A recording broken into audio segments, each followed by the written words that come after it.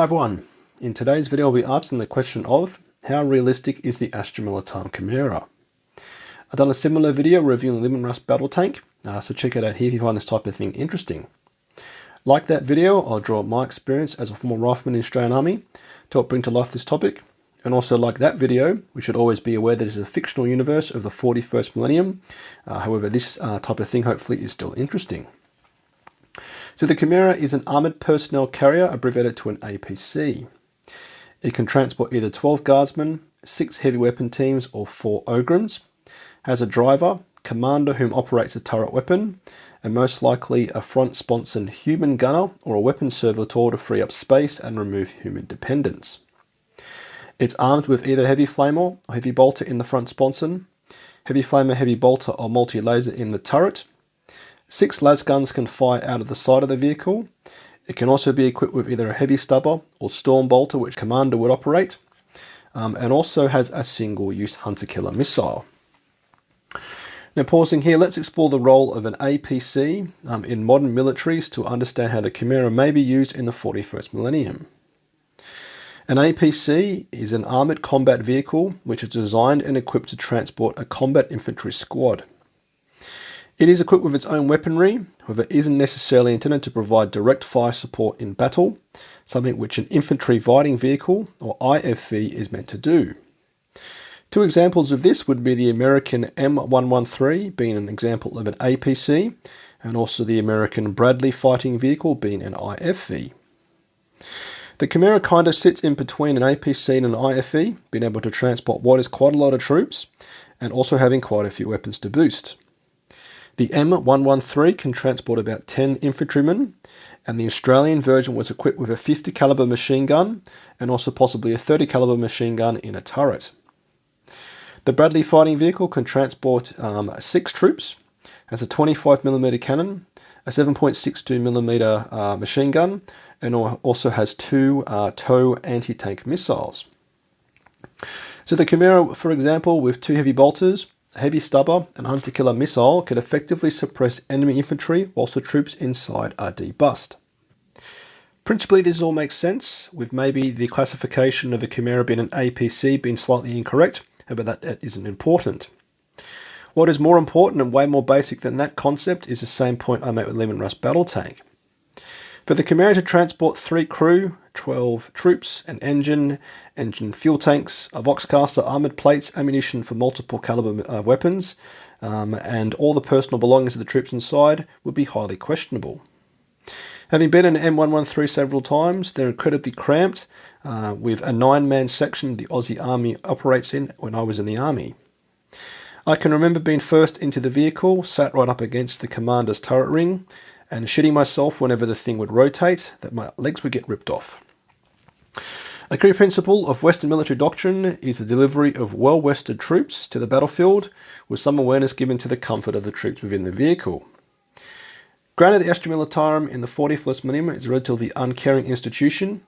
12 blokes sat on top of each other in this tin can would be absolutely shite, however it would always beat walking, lugging around personal equipment, or being simply exposed to enemy fire. Weapon-wise, flamers on vehicles isn't something really done anymore, and would significantly limit the application of the vehicle's firepower, with obvious application being either in urban settings or assisting in clearing out trench or bunker systems. Heavy stubber or storm bolter on the turret would probably be remotely operated by the commander. However, given he would already be quite busy operating the turret weapon, this would possibly be made redundant, given it wouldn't be fired that much. Like my comments around the 12 troops fitting inside the tin can, the geometry of the turret is probably too small to accommodate both the commander and heavy bolter. However, it isn't nearly as bad as the geometry of Limit Rust battle tank, with its comically small turret and huge main weapon. But these are of course scale models representing a fictional universe, so we shouldn't take that too seriously. Now what is interesting is the lasguns that poke out of the side of the vehicle. This concept is something that a handful of armoured vehicles in recent history do have, however its application is pretty limited. Conceptually, having the troops inside safe and sound, able to fire their weapons outside of the vehicle, is great, however the practicality isn't necessarily something that works. The placements of the lasguns on the Chimera is ridiculous, poking out the side and into the sky. having nowhere to shoot down an infantry approaching the side of the vehicle. Having these lasguns permanently in place isn't something that would happen, given it means 6 lasguns that aren't being used would be just sat there when troops aren't on board, meaning wasted resources, and would be a further 6 weapons for the crew to clean and maintain. Even though the 6 lasguns represent the weapons of the troops inside, the large necessary ports would introduce significant weak points in the armoured structure of the vehicle. From a modern day example, the M2 version of the Bradley has firing ports for M16 equivalent weapons, however isn't in service anymore. And various Soviet APCs have an equivalent version, however the Soviet approach to armoured warfare isn't something to really reference, given the stalemate that is the Ukraine war. Perhaps the only successful application of this principle is the Israeli Namer APC, which has got an armoured window on the rear access door, where a weapon barrel can be poked through, providing a degree of rear protection from enemy infantry. So the lasguns poking out the side aren't necessarily that realistic or practical, but how about the rear ramp and top troop compartment hatch?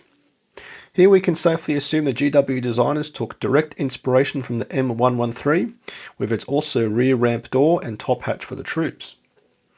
The rear lowering ramp means troops can easily disembark from the vehicle, running down the ramp as opposed to having to jump down to the ground, risking rolling ankles or jarring knees when laden with body armour, weapons and ammunition and other personal equipment.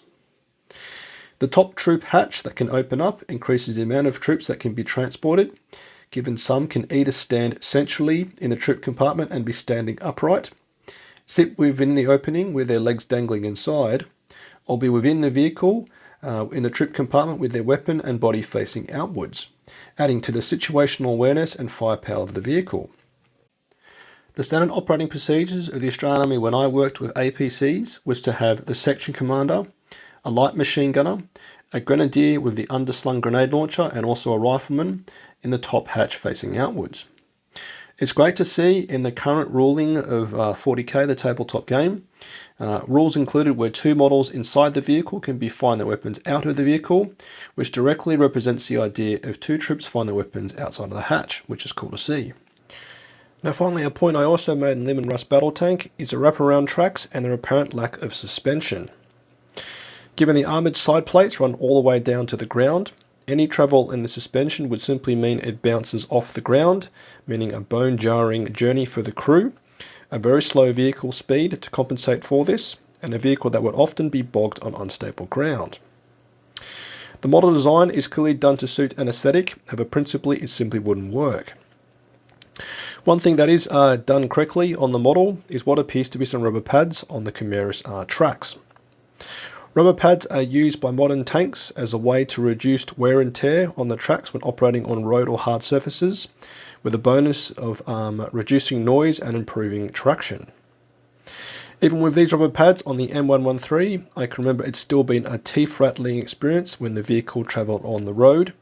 However, I'd hate to think what it would be like for the troops inside a Chimera with 0 suspension on the vehicle.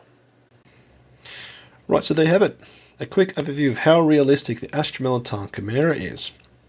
In summary, it's actually not too bad, except for the 0 suspension, tiny geometry, and silly looking lasguns poking into the air achieving nothing. I would say though it feels a lot more realistic than Limb and Rust Battle Tank does do. And what do you think of this? And if you're an ex or current serving military personnel with experience working with APCs, make sure to leave your thoughts in the comments below, as I'd love to hear from you. And also do let me know what other Astra Militarum vehicles or equipment you want me to cover from a realism point of view. So if you enjoyed this video and want to support me, you can do so with a like, comment, sharing the video or subscribing to my channel, as this will all help the YouTube algorithm. Or if feeling super generous, you can support me on Patreon or by becoming a channel member.